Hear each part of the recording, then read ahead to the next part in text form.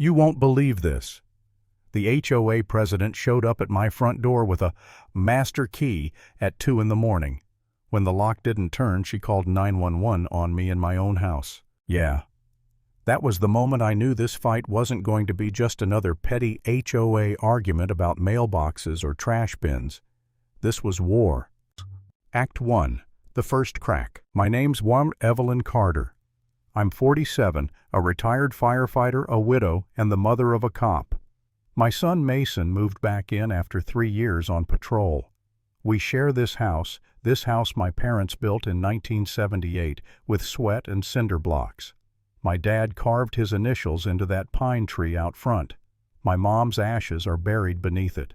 So when I saw Charlotte Baines, our HOA president, standing on my porch with that smug little smile and an HOA-issued key dangling from her hand, my blood went cold. Step away from my door, Charlotte.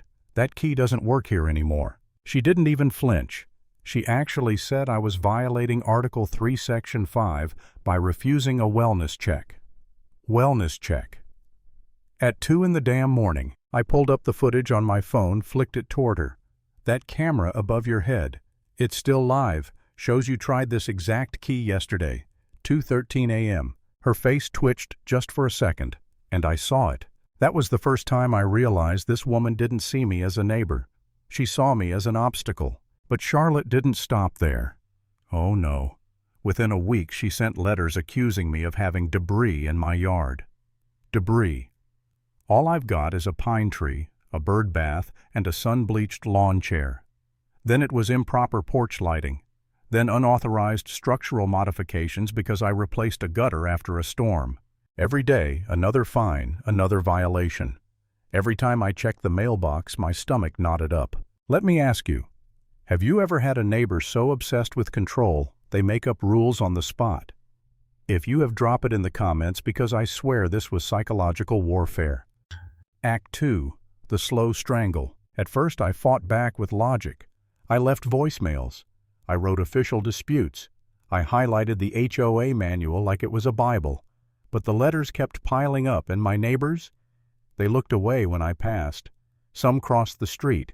I started to wonder, maybe I was the problem. Maybe I was too loud, too stubborn, too stuck in the past. Maybe selling the house, walking away, that would be easier. That thought almost broke me, because giving up this place felt like burying my parents twice. And then came the twist. One evening, the HOA vice president, Derek Mallory, knocked on my door. Clipboard shaking in his hands, sweat cutting down his temple. He peeked through my curtains like someone might be watching, and he whispered, "She's pushing harder than normal. Something about your property's legacy clause." The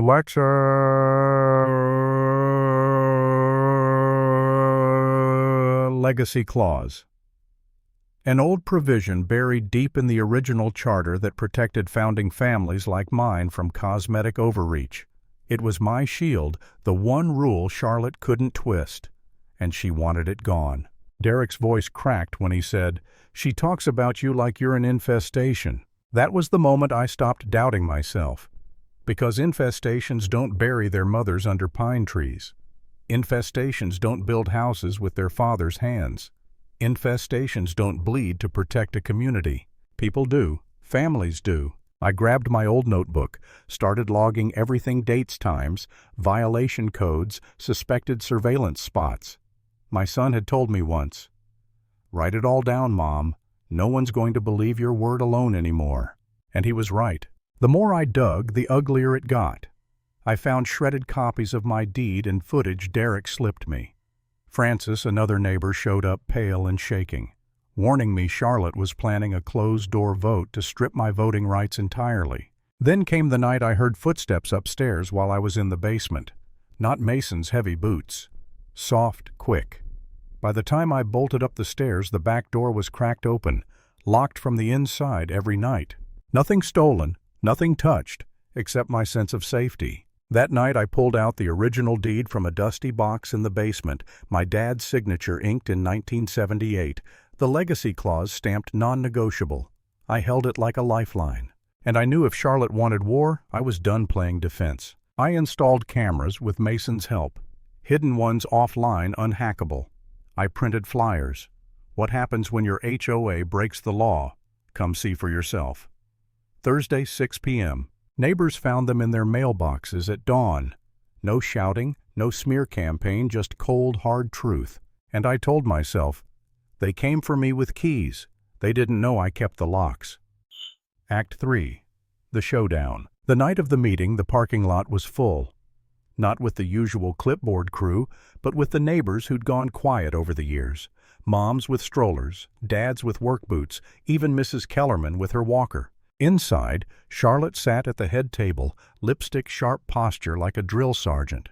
She didn't say my name, but her voice rang out emergency vote regarding continued disruptions on Lot 3389. I raised my hand. Point of order. This vote's illegal.